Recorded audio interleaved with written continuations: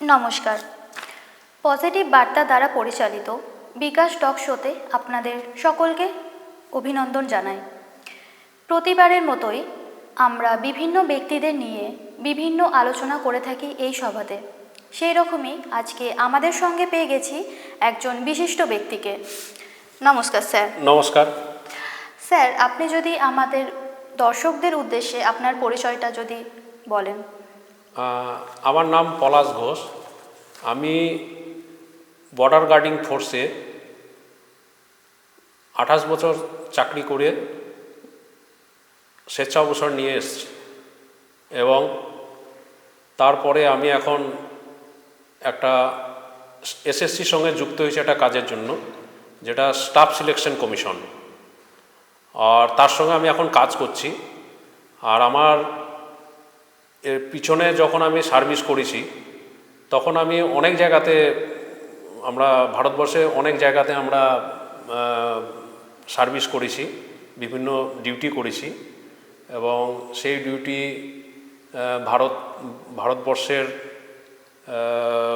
সেবায় বলুন বা দেশ সেবায় বলুন, আমরা কিন্তু সেই ডিউটিটা করে এসেছি।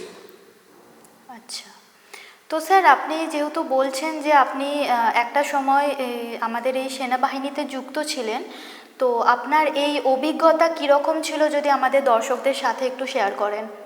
অভিজ্ঞতা বলতে, ডিউটি যখনই আমরা ইউনিফর্মের সঙ্গে যুক্ত হয়ে যাই তখন অনেক কিছু ওর সঙ্গে লেগে যায়। ডিসিপ্লিন বলেন বা নিজের স্বাস্থ্য এবং যে কোনো জায়গার যে আবহাওয়া, ওয়েদার, সবগুলোর সঙ্গে আমাদেরকে মানিয়ে নিতে হয় এবং সেই মানাতে গেলে পরে নিজেদেরকে বুঝতে পারছেন কঠোর পরিশ্রম দরকার এবং পরিশ্রম না করলে পরে সেগুলোর সঙ্গে মানানো মুশকিল হয়ে যায়, সারভাইভ করতে লাগে। তো আমরা যে কোনো জায়গায় গিয়েছি সেখানে প্রচণ্ড ঠান্ডা এবং সেই ঠান্ডাতে কিভাবে আমরা নিজেদেরকে মানিয়ে নিতে হয় সেজন্যই আমাদেরকে প্রস্তুতি নিতে হয়। এবং কিছু জায়গা আছে যেখানে প্রচণ্ড গরম, সে গরমেও আমাদেরকে মানিয়ে নিতে হয়, কারণ লাস্ট আমাদেরকে কি ডিউটিটা আমাদের করতে হবে, যেখানে 24/7 আমাদের ডিউটি সবসময় চলতে থাকে। এখানে 1 মিনিটের বা 1 সেকেন্ডের জন্যও সেই ডিউটিটা আমাদের বন্ধ করলে চলবে না। আচ্ছা আচ্ছা, তো স্যার আমরা দেখে থাকি, মানে অধিকাংশ সময় আমরা দেখে থাকি যে আমাদের সেনা এবং আধা সেনাদের অনেক রকম ইউনিফর্ম হয়, যেগুলো আমরা সাধারণত আইডেন্টিফাই করতে পারি না। তো মানে এই সেনা এবং আধা সেনাদের যদি আপনি ক্যাটাগরিটা একটু বলেন আমাদের। বুঝতে পেরেছি। আমাদেরকে জানতে হবে যে আমাদের ভারতবর্ষে সেনা আছে, সেনার মধ্যে 3 রকম আছে। একটা হচ্ছে আর্মি, 2 নম্বর এয়ারফোর্স, 3 নম্বর হচ্ছে নেভি। এগুলো হচ্ছে ভারতীয় সেনা। আর আরেকটা দিক আছে, সেটা হচ্ছে ভারতীয় আধা সেনা। আধা সেনার মধ্যে অনেকগুলো পড়ে, যেমন সিআরপিএফ, সিআইএসএফ, বিএসএফ, এসএসবি এবং আরও আছে 2-1টা। তো এদেরকে ইউনিফর্মগুলো চিনতে গেলে পরে শুধু ইউনিফর্মের দিক দিয়ে দেখলে আপনি চিনতে পারবেন না। ওগুলোকে চিনতে গেলে প্রথমে দেখবেন যে তাদের শোল্ডার ব্যাচটা, যদি আপনারা শোল্ডার ব্যাচটা একবার ফলো করেন, মানে শোল্ডার ব্যাচের 2 দিকেই যে ডিপার্টমেন্টের থাকবে সেটার একটা লোগো থাকে, লোগো না ওটাকে কি বলছে আপনার, লেখা থাকবে, ব্যাচ, একটা ব্যাচ থাকবে। সেই ব্যাচটাতে অনেক সময় তার ডিপার্টমেন্টের, যে ডিপার্টমেন্টের সেই ডিপার্টমেন্টের নাম লেখা থাকবে। যেমন ধরুন যদি আর্মি হয়, আর্মির বিভিন্ন ক্যাটাগরি আছে এবং সে আর্মির ওই ক্যাটাগরিগুলো ওইগুলো লেখা থাকবে। তারপরে এয়ারফোর্স হলে পরে এয়ারফোর্সের নাম লেখা থাকবে, আর নেভি হলে পরে নেভি লেখা থাকবে। এটা একটা দিক।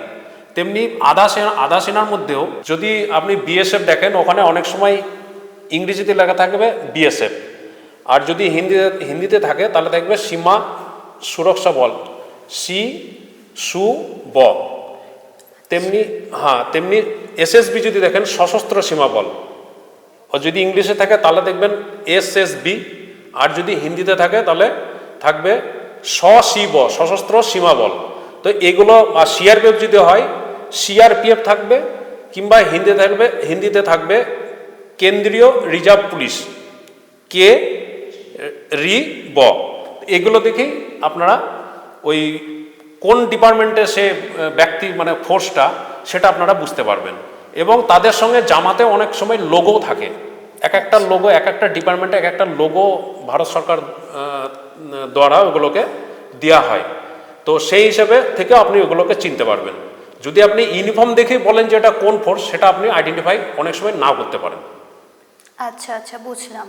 তো ধরুন এখনকার জেনারেশন যদি এই তাদের এই স্বপ্নটাকে বাস্তবায়িত করতে চায়, তো তারা কিভাবে প্রস্তুতি নেবে? হ্যাঁ, এটা ভালো প্রশ্ন। প্রস্তুতি নিতে গেলে পরে আপনাকে আগে জানতে হবে যে প্রথমেই আসবে তার বয়স। বয়স যদি ঠিক সময় মতো করে, তাহলে প্রত্যেকটা ডিপার্টমেন্টে যাওয়ার জন্যই তার একটা সুযোগ থাকবে। মেন বয়সটা আগে দেখতে হবে। আর যদি বয়স না থাকে তাহলে কোনো ডিপার্টমেন্টই কিন্তু হবে না। এক একটা ডিপার্টমেন্টের এক এক রকম ক্রাইটেরিয়া আছে। ভারতীয় সেনার জন্য একরকম ক্রাইটেরিয়া আছে, আধা সেনার জন্য একটা ক্রাইটেরিয়া আছে। সেই ক্রাইটেরিয়াগুলোকে প্রথমে ফলো করতে হবে।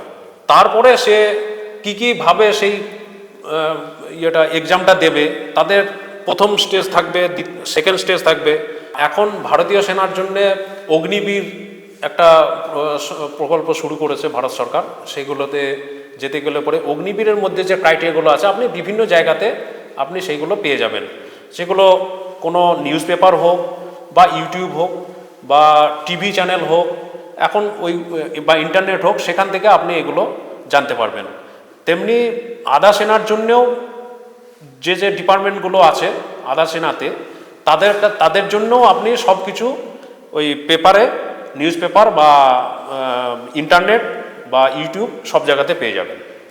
আচ্ছা, তো স্যার আমাদের এই জেনারেশন বা স্টুডেন্টরা ধরুন তাদের স্বপ্ন বাস্তবায়িত করতে চাইছে, ঠিক আছে, যেটা আপনি একটু আগেই বললেন। তো তারা কিভাবে তাদের মাইন্ড সেট আপটা করবে যাতে তাদের পরবর্তীকালে কোনো রকম সমস্যার সম্মুখীন না হয়?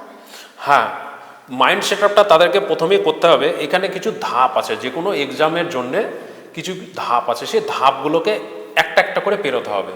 এমন নয় যে এখন অনেক চেঞ্জ হয়ে গেছে। আগে কি হতো, আগে একটা জায়গাতেই তার পুরো ওই মানে এক্সাম প্রক্রিয়াটা কমপ্লিট হয়ে যেত। কিন্তু এখন কি করেছে, এক একটা স্টেজ করে দিয়েছে। প্রথম স্টেজেই তাকে অ্যাপ্লাই করলো। অ্যাপ্লাই করার পরে তাকে দেখতে হবে যে এক্সামটা কবে হচ্ছে, সেটা ফলো করতে হবে।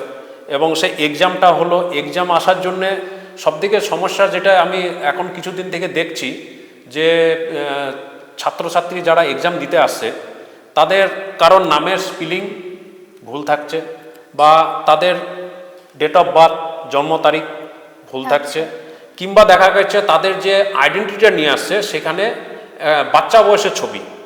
এবং বাচ্চা বয়সের ছবি আর এখনকার ছবি, এবার মনে করুন 10 বছর আগের যে ছবিটা হয়তো আধার কার্ডে বা প্যান কার্ডে দেওয়া আছে, এবার এখনকার ছবির সঙ্গে সেই ছবিটা মিলছে না। কিন্তু তখন সেটা কি হচ্ছে, সে রিজেক্ট হয়ে যাচ্ছে। এবং তার কি হচ্ছে, 1 বছর বা 2 বছর তার ল্যাপস হয়ে যাচ্ছে। মানে নেক্সট এক্সাম কবে হবে সেটার জন্য ওদের সমস্যা হয়ে যাচ্ছে। ওর জন্যে তারা মাইন্ড সেট আপটা যখনই মানে কোনো এক্সামের জন্য প্রস্তুতি নেবে, এবং সে ডকুমেন্টসগুলো যেন সব ঠিক থাকে। ডকুমেন্টসগুলো বলতে মনে করুন স্কুলের যে নাম আছে বা ডেট অফ বার্থ আছে বা বাবার নাম আছে, যে অ্যাড্রেস আছে, সেই অ্যাড্রেসটাই যেন তার আধার কার্ডে রিফ্লেক্ট করে বা প্যান কার্ডেও করে বা ভোটার কার্ডেও করে, যাতে তার এই 1 বছর বা 2 বছর ল্যাপস হয়ে যাচ্ছে ওই ডকুমেন্টস ঠিক নেই বলে, সেগুলো ওদেরকে আগে সব থেকে আগে ঠিক করা উচিত। এবং সেইগুলো যদি ঠিক থাকে তাহলে ধরুন তার ওই ল্যাপসটা আর হবে না। তাহলে সে এক্সামটা দিতে পারলো। তারপরে এক্সামে যদি পাস করে, তারপরে সে তৈরি করলো তার ফোর্সের জন্য, তো আপনাকে তো ফিজিক্যাল দেখাতেই হবে। এবং ফিজিক্যাল দেখাতে গেলে আপনাকে ফিট হতে হবে।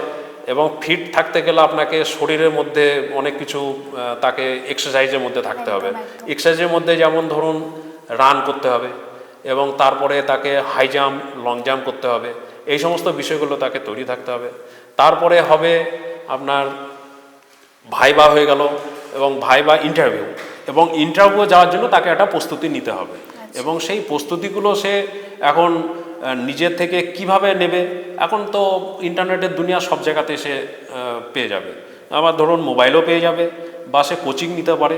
কিন্তু তাকে ওই সমস্তগুলো রেডি হতে হবে। যে একটা এক্সামে পাস করতে গেলে যে আমি একটা এক্সাম দিয়ে দিলাম, পাস করে যাব, ওই রকম ভাবলে হবে না। কারণ এখন ভ্যাকান্সি কম আর কম্পিটিটর বেশি, তা যার জন্যে এখন সব কিছু প্রস্তুতি নিয়েই তাকে ওই এক্সামগুলোতে বসতে হবে।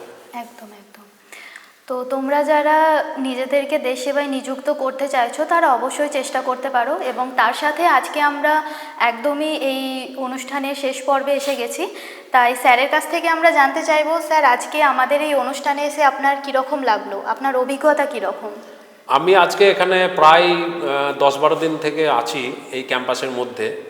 তো এই ক্যাম্পাসে একটা জিনিস তো খুবই ভালো, এখানে বাতাবরণ যেটা খুবই সুন্দর, প্রাকৃতিক যে দৃশ্য এগুলো সব জায়গায় পাওয়া যায় না।